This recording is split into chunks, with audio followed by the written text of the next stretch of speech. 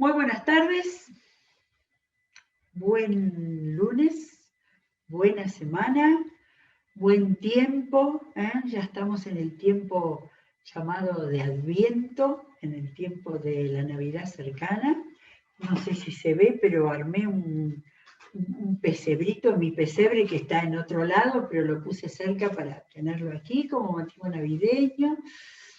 Bueno, y con todas las cosas que tenemos por delante y con todo este tiempo para que sea sobre todas las cosas, en medio de la pandemia, un tiempo en el que el Señor se manifieste, que podamos tener todo lo que Él nos da, todo lo que sabemos, conocemos, tenemos y mucho más todavía, que nos libre de preocupaciones, de ansiedades, de inquietudes, sabiendo que vamos a hacer en todas las cosas lo mejor que podamos a su gracia.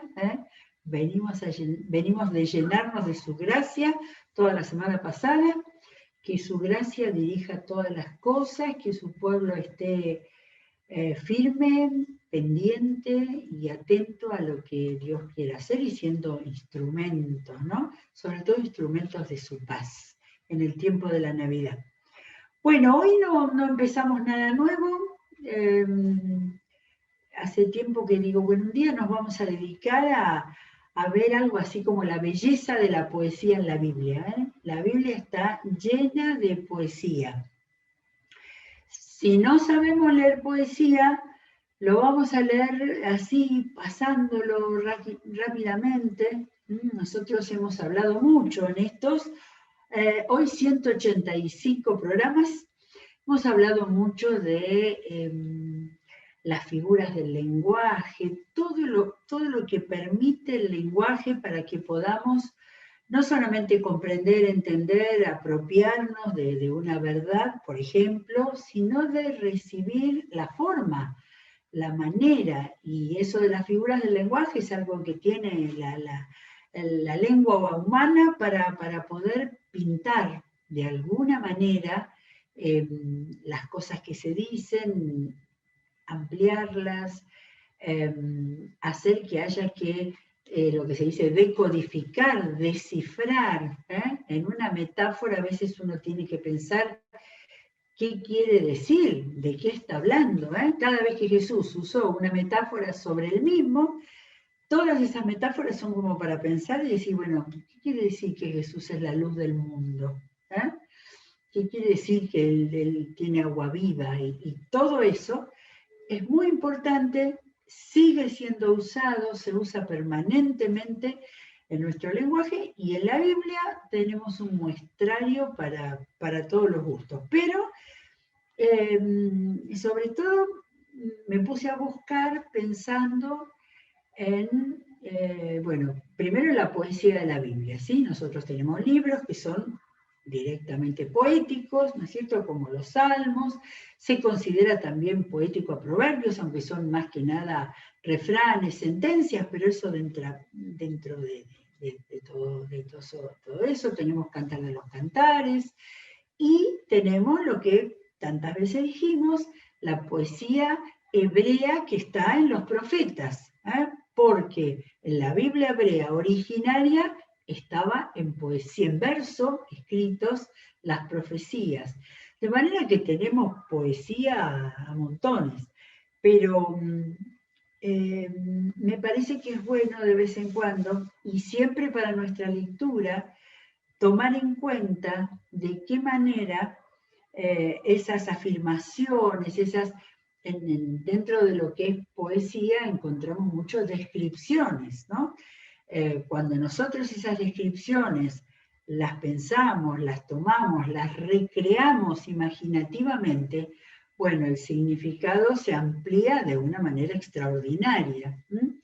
Y eso es un ejercicio, no podemos leer así de pasada un párrafo que tenga estas características y no dejar que pase nada más que por la cabeza por haber entendido mínimamente el significado mínimo. En realidad,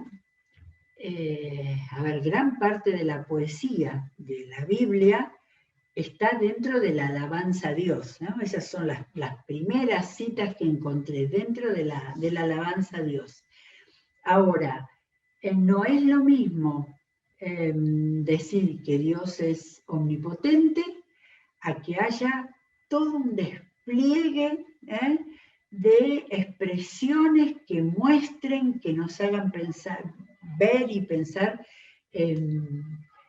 con nuestra mente y con nuestras emociones, porque la poesía tiene que ver con las emociones. Entonces, todo eso en una sola afirmación de la grandeza de Dios, la captamos racionalmente, pero cuando el lenguaje se despliega y toca nuestras emociones, hablando de las cosas de la naturaleza o de todo aquello que Dios hace, hay una recepción del mensaje bíblico impresionante.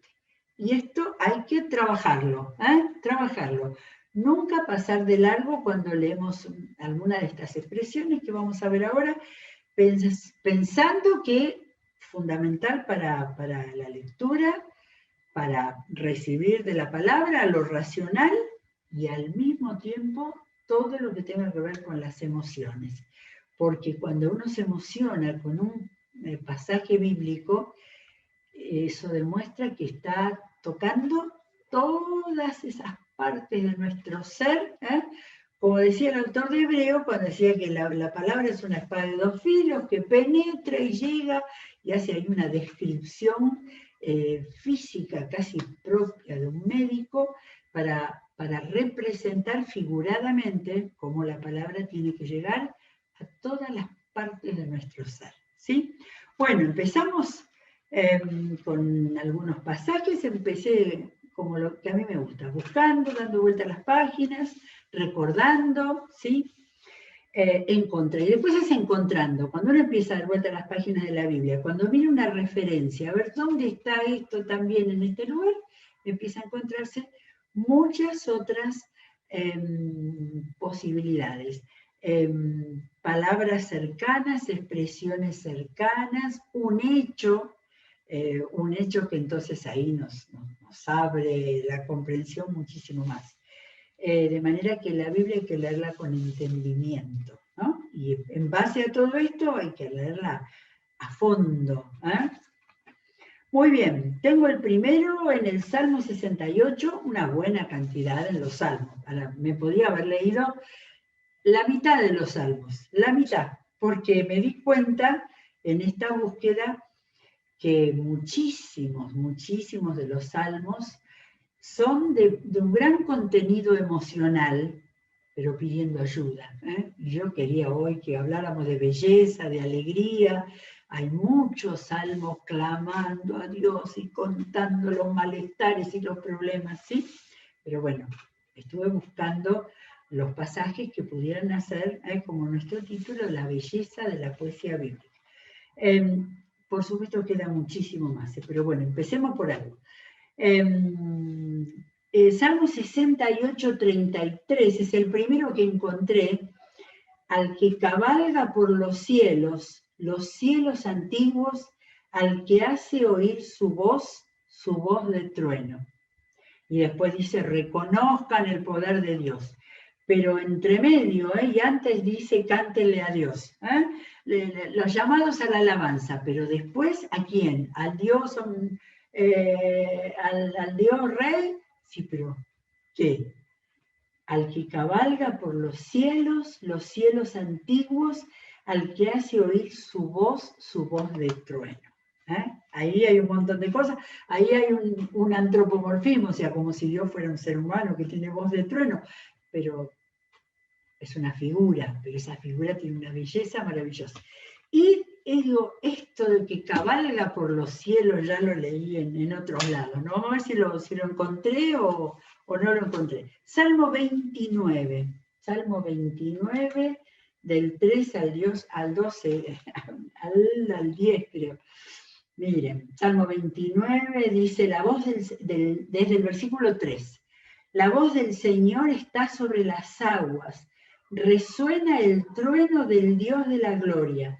El Señor está sobre las aguas impetuosas. ¿Se acuerdan los paralelismos, repetición? Ahora acá hay figuras de imágenes de sonido, una voz que resuena sobre las aguas. Las aguas tienen mucho sonido y la voz de Dios resuena sobre las aguas. El Señor está sobre las aguas impetuosas y sigue. La voz del Señor resuena potente. La voz del Señor resuena majestuosa. Va agregando adjetivos. La poesía está llena de adjetivos. La voz del Señor desgaja los cedros. Tiene un poder de filo. Desgaja el Señor los cedros del Líbano. Hace que el Líbano salte como becerro. Eso de los... Ay, que el Hermón, el más alto de los árboles, de los montes allá donde hoy es el Líbano, y que el Hermón salte cual toro salvaje. Así que acá tenemos comparaciones. El Líbano salte como becerro y el Hermón salte cual toro salvaje. La voz del Señor lanza ráfagas de fuego, ya se va otra figura, ahora son figuras visuales. La voz del Señor sacude al desierto, el Señor sacude el desierto de Cádiz. La voz del Señor retuerce los robles, antes había dicho que desgaja los cedros, acá retuerce los robles y deja desnudos los bosques. En su templo todos gritan gloria. Así que dice el Salmo de David. David acá desató toda su imaginería poética, porque David era el dulce cantor de Israel, toda su imaginería poética para hablar de el poder del Señor, porque todo ese poder era como una voz de trueno sobre las aguas y una voz que tenía poder sobre toda la naturaleza, especialmente sobre los árboles y los montes. Sí, maravilloso. Ahora, espero que nos resulte a todos por igual, porque yo al leerlo en voz alta, digo, nunca lo había captado así de esta manera, de recibir no solo el concepto, sino la fuerza y el poder que tiene esta presentación así. Recomiendo Salmo 29. Tengo otro en el 93, anduve de arriba para abajo, de atrás para adelante. El 93, que es uno de los que también habla de que el Señor reina. Hay una serie, yo tengo acá anotada, que lo debo haber sacado de mis notas al pie, del 93 al 100, es toda una serie. En Misionet está toda la clasificación de salmos, en el curso de Elsa Waitima sobre los libros poéticos, para poder seguir trabajando y profundizando. Bueno, 93, 2 al 4, después de decir que el Señor reina, dice, desde el principio se estableció tu trono y tú desde siempre has existido. Se levantan las aguas, Señor, se levantan las aguas con estruendo. Así que en mi enojo, esperen que me parece que me corrí de hoja, Se levantan las aguas y sus batientes olas, pero el Señor en las alturas se muestra poderoso, más poderoso que el estruendo de las muchas aguas, más poderoso que los embates del mar. Estoy pensando que Israel, la Palestina, tiene el mar Mediterráneo ahí, no tiene tanto estruendo de agua, ¿no? Creo, como hay en otros lugares. Sin embargo, de nuevo uso la palabra, en la imaginación, en la imaginería del poeta, y no dice si es de David, no tiene autor, estaba ese poder del Señor manifestándose en las aguas. Bueno, después me acordé y dije, en el Salmo 18, me parece que había el Salmo tan visto, ¿no es cierto?, que lo hemos visto tanto hasta con la canción del Pastor Sebastián, los primeros días de la pandemia estábamos mucho con el Salmo 18 recordando que el Señor es nuestra roca, pero hay todo un pasaje de poesía tremenda desde el versículo 7, tengo desde el 7 al 19 más o menos. La tierra tembló, se estremeció, se sacudieron los cimientos de los montes. Acá de nuevo, imágenes de movimiento, es de movimiento y de auditivas, de sonido. Retemblaron a causa de su enojo. Por la nariz echaba humo, por la boca fuego consumidor, lanzaba carbones encendidos. ¿Quién? Rasgando el cielo descendió, pisando sobre oscuros nubarrones, montado sobre un querubín, surcó los cielos y se remontó sobre las alas del viento. Acá miren, ¿no? Esa imagen les encantaba a los salmistas, esto es David también, especialmente a David.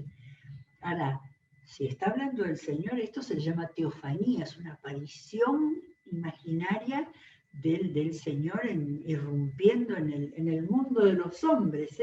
Así que montado sobre un querubín, esto los pintores de la antigüedad y especialmente de la Edad Media y del Renacimiento pintaban esto en formas extraordinarias. Se remontó sobre las alas del viento, hizo de las tinieblas su escondite, de los oscuros y cargados nubarrones un pabellón que lo rodeaba. Ya está poniéndole un lugar acá.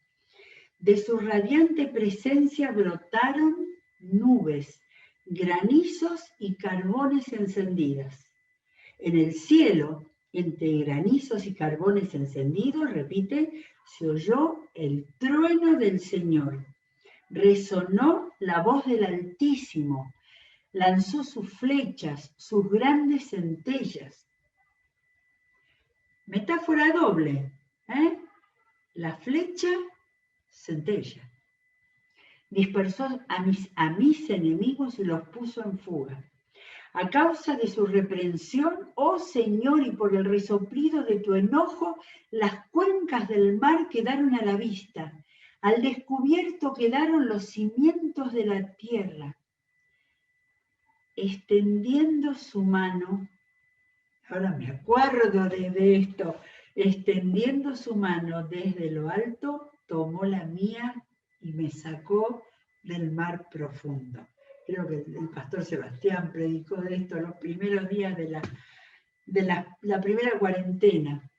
Así que toda esa maravilla parecía que el Señor me sacó del mar profundo donde estaba.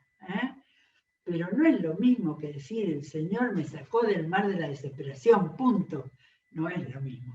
Toda esta teofanía para imaginar a Dios como un ser celestial, poderoso, sobre un querubín, con los vientos. Maravilloso. Salmo 18 que tiene de todo. De todo tiene este salmo. Y después dice que me sacó a un amplio espacio, a lugares espaciosos. Muy bien.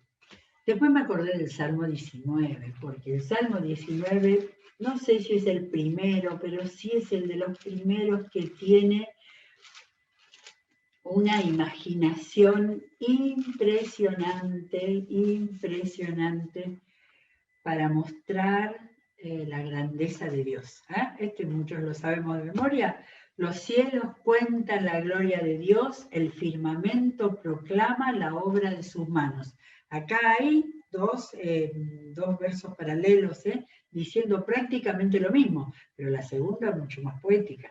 Un día, y acá viene una narración, acá mezcla lo poético descriptivo con la narración. Un día comparte al otro la noticia, una noche a la otra se lo hace saber. Acá no hay tecnología, ahí hay la naturaleza que se comunica. Sin palabras, sin lenguaje, sin una voz perceptible, por toda la tierra resuena su eco. Sus palabras llegan hasta los confines del mundo. ¿Cómo? ¿Quién? Dios ha plantado en los cielos un pabellón para el sol. La palabra pabellón me hace acordar al monte de la transfiguración cuando Pedro quería poner ahí, armar ahí un lugar donde estar. Dios ha plantado en los cielos un pabellón para el sol. Y acá viene es una comparación, como novio que sale de la cámara nupcial se apresta, cual atleta a recorrer el camino. Ese es el sol, todo eso es el sol. Sale de un extremo de los cielos y en su recorrido llega al otro extremo sin que nada se libre de su calor. Y ahí, termina ahí del 1 al 8 del Salmo 19. Bueno, después encontré que hay muchos salmos, unos cuantos salmos, tengo el 148, que era el primero que recordaba, yo digo, me acuerdo que en el Salmo 148 había como una descripción de toda la creación, no, enumeración de toda la creación. A ver, 148 desde el 7, porque primero en los últimos salmos, ¿se acuerdan? Alabado, alabado, alabado. Pero de repente deja el alabado y en el 7 dice, alaben al Señor desde la tierra, los monstruos marinos y las profundidades del mar.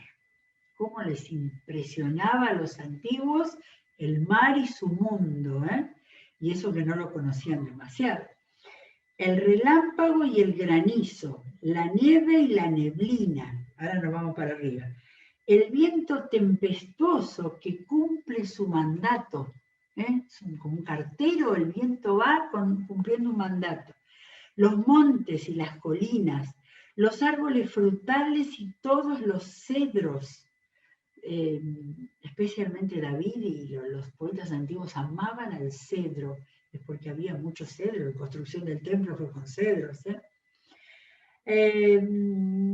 Los animales salvajes y los domésticos, los reptiles y las aves, y acá llegamos a los humanos, los reyes de la tierra y todas las naciones, los príncipes y los gobernantes de la tierra. Y me sorprendí. Terminamos con los altos funcionarios, los jóvenes y las jóvenes, los ancianos y los niños. A los de la edad media los dejó afuera, no sé por qué, pero debían estar ahí como jóvenes o como ya mayores. No hay más clasificaciones. Ahora, hasta no leerlo así, uno pasa de largo y no se da cuenta. Esta vuelta por toda la creación, la de arriba, la de abajo, la salvaje, la doméstica, todo lo que forma parte de la creación por la cual tenemos que alabar al Señor, pero de una manera poética mucho más lindo. En el famosísimo Salmo 139 hay un pedacito que es poesía pura, cuando el salmista, que por supuesto es de David también, nunca me acuerdo del autor, salvo los más famosos. Salmo David, que hay muchos temas, ¿no? En este salmo, en estos días estamos mirando cuando habla del hijo en el seno materno. Pero en el 7, cuando habla de la comprensión de Dios, dice, ¿a dónde podría alejarme de tu espíritu? ¿A dónde podría huir de tu presencia? Si subiera al cielo, allí estás tú. Si tendiera mi lecho en el fondo del abismo, qué maravilla de expresión. No solo el fondo del abismo, mi lecho en el fondo del abismo. También estás allí. Si me elevara sobre las alas del alba o me estableciera en los extremos del mar, aún allí tu mano me guiaría. Me sostendría tu mano derecha. La mano ideal, imaginaria de la protección de Dios, cada vez que habla de tu diestra, tu mano derecha. Este pedacito, 139 del 7 al 10, es una joya para la literatura y es una joya para nuestra vida personal y para hacerla saber a los que no conocen la Biblia. Tanta gente que no conoce la Biblia, hay que seleccionarle pasajes. Recomiendo de paso En la aplicación de la Biblia, que al final de todo abajo hay un versículo para cada día, en este mes 31 versículos, uno para cada día, con el mensaje de salvación. Es interesante para verlos y tomarlo, ¿no?, en cuenta, o está allí. Todo diciembre son versículos donde están desde el principio al fin el mensaje de la salvación. No sé si está, pero este es para leérselo a una persona que no conoce a Dios. 104 es uno de esos salmos que tiene muchísimo de la descripción de la creación de Dios. Vamos a leer un poquito porque si no, no vamos a llegar. 104, a ver, yo puse... bueno, vuelve alguno de los temas, no dice Salmo de David. Dice, tú cubres, pero vamos a ver la belleza, aunque hable lo mismo de los cielos y de las aguas y todo eso, vamos a ver la belleza con que está explicado. Tú cubres de luz como con un manto, extiendes los cielos como un velo. La luz como un manto y los velos como un cielo. Los dibujantes, los artistas tienen que dibujar esto. Afirma sobre las aguas tus altos aposentos y haces de las nubes tus carros de guerra. Tú cabalgas en las alas del viento. No me di cuenta de marcar para ver en cuántos lugares esta idea está expresada. Es una maravilla la idea de cabalgar en las alas del viento. Haces de los vientos tus mensajeros y de las llamas de fuego tus servidores. Tú pusiste la tierra sobre sus cimientos y de allí jamás se moverá. La revestiste con el mar y las aguas se detuvieron sobre los montes, pero a tu reprensión huyeron las aguas, ante el estruendo de tu voz se vieron a la fuga. Acá sigue la misma imagen esa de la voz poderosa de Dios. Ascendieron a los montes, descendieron a los valles, al lugar que tú les asignaste. El Dios creador dándole a cada elemento su lugar. Pusiste una frontera que ellas no pueden cruzar, jamás volverían a cubrir la tierra. Tú haces que los manantiales viertan sus aguas en las cañadas y que fluyan entre las montañas. De ellas beben todas las bestias del campo, allí los asnos monteses calman su sed. Las aves del cielo anidan junto a las aguas y cantan entre el follaje. Este es el Salmo 104. De los altos aposentos riegas las montañas. Altos aposentos. Vieron que varias veces hemos escuchado los altos aposentos donde Dios reina. La tierra se sacia con el fruto de tu trabajo, haces que crezca la hierba para el ganado y las plantas que la gente cultiva para sacar de la tierra su alimento. Cualquiera podría decir, sí, pero eso tanto no pasa ahora que estamos llenos de sequías, inundaciones. Eso es lo que hizo el hombre. Recién ahora está teniendo débiles decisiones y preocupación por el medio ambiente. Y gracias a Dios, los jóvenes a nivel mundial se están preocupando y están haciendo sentir su voz. Pero esto es lo que Dios creó, perfecto. No había ni inundaciones, salvo que Dios mandara, ni había sequía. Era todo perfecto. El vino que alegra el corazón y el aceite que hace brillar el rostro, no había cremas, se dan cuenta, se ponía aceite la gente, nada más. Y el pan que sustenta la vida. Los árboles del Señor están bien regados, los cedros del Líbano que Él plantó, amor por los cedros. Allí las aves hacen sus nidos, en los cipreses tienen su hogar las cigüeñas, en las altas montañas están las cabras monteses y en los escarpados peñascos tienen su madriguera los tejones. Y acá falta un poquito, sí falta un poquito, porque acá viene, tú hiciste la luna, no se olvidó de nada, que marca las estaciones y el sol que sabe cuándo ocultarse. Tú traes la oscuridad y cae la noche y en sus sombras se arrastran los animales del bosque. Los leones rugen reclamando su presa, exigiendo que Dios les dé su alimento. Cuando el mundo conocía a Dios y reconocía a Dios, reconocía lo que Dios hacía con cada especie. Eso de los leones, exigiendo que Dios les dé su alimento. Pero al salir el sol se escabullen y vuelven a echarse en sus guaridas. Sale entonces la gente, acá apareció el ser humano, sale entonces la gente a cumplir sus tareas, a hacer su trabajo hasta el anochecer. Así que el Salmo 104, del 1 al 23, es el relato de un día. El movimiento de la naturaleza y del ser humano en un día. Maravilloso. Gracias a este programa lo descubrí porque nunca me había fijado esto. Y porque uno lee mal, leemos mal, leemos rápido, apurado, ya sabido, y no lo estamos pensando ni recibiendo a nivel sensorial. Bueno, tengo uno solo de Isaías, porque lo que pasa es que no me alcanzó el tiempo para mirar bien en los profetas. Los profetas están llenos de poesía hermosísima, pero mucha de esa poesía, muy fuerte y muy potente, es del Dios de la ira. De manera que, bueno, leo entonces 55, que un pasaje, Isaías 55, hermoso, hermoso, 55 del 11 al 13. Es el que habla de que la palabra no volverá vacía y la palabra que sale de su boca, etcétera, etcétera. ¿Y cuál es el resultado de esa profecía? Ustedes saldrán con alegría y serán guiados en paz. Es el resultado de la palabra.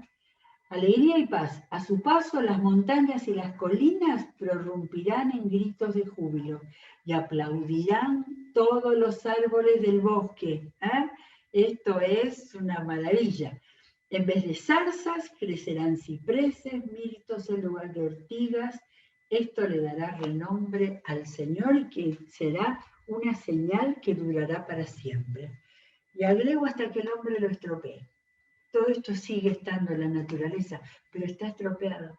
Fíjense de qué manera hay que hacer conocer a todos los ecologistas la palabra de Dios para que vean lo que Dios hizo realmente con su creación. ¿Sí? Bueno, maravilloso. Me faltaban, ¿saben qué? Algunos pasajes del Cantar de los Cantares, donde allí sí que la poesía tiene alto nivel. Pero lo dejaremos para otro día. Vamos a ver cuándo seguimos con esto de buscar la belleza de la poesía bíblica. ¿Sí? Muy bien. Aprovechemos todo lo que hay. Hoy hay últimos programas en este día. Sigamos nutriéndonos y nosotros nos volveremos a encontrar, si Dios quiere, mañana a las 14:30. Dios los bendiga.